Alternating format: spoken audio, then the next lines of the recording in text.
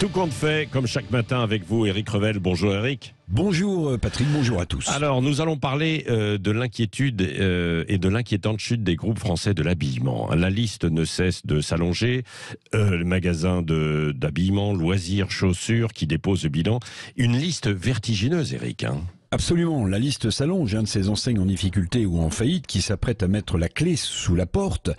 La liste est longue, San Marina, Koukaï, André, Camaïeu, Go Sport, Galeries Lafayette, j'en oublie évidemment. Une vague de difficultés qui touche beaucoup le secteur de l'habillement et du loisir et qui va de pair avec les faillites de PME, de petits commerces qui sont plombés par la facture énergétique. Oui, comment expliquer que toutes ces enseignes soient dans de pareilles situations financières, sans parler des milliers de personnes qui vont perdre leur emploi? Alors parmi les explications, Patrick, il y a le budget des Français qui est frappé par les hausses de prix sur les produits alimentaires.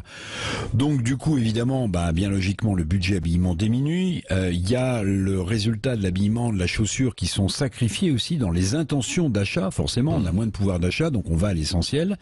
Deuxième explication, les achats, justement, mais alors là, par Internet, qui condamnent les boutiques de ces enseignes, d'autant qu'elles se situent souvent, ces enseignes en difficulté, en faillite, en redressement judiciaire, elles se situent souvent dans des centres commerciaux qui eux-mêmes sont en grande difficulté.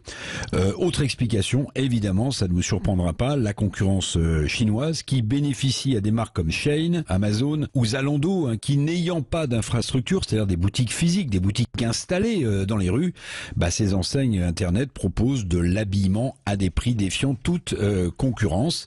Ces nouvelles enseignes Internet se servent aussi, écoutez bien, de l'intelligence artificielle pour proposer des produits nouveaux chaque jour dans l'habillement ou la chaussure. Il y avait le fast-food, on connaît tous, McDo et les autres. Il y a maintenant la fast fashion, c'est-à-dire la mode consommée vite et renouvelée à de petits prix, avec pourtant des conditions, il faut le dire, il faut le souligner, de fabrication écologiquement et humainement qui sont évidemment déplorables, sans compter évidemment le marché de l'occasion, du vêtement, avec les enseignes digitales qui prennent là aussi le marché. Oui, alors ces enseignes avaient souvent comme clients les classes moyennes.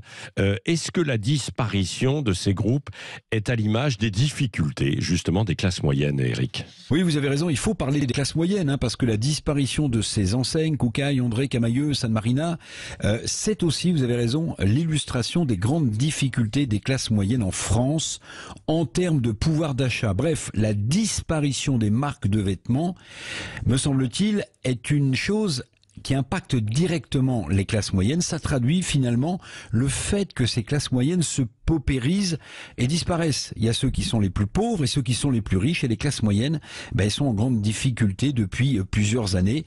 Or, tous les économistes le disent, Patrick, et les classes moyennes sont toujours le point d'ancrage du développement économique.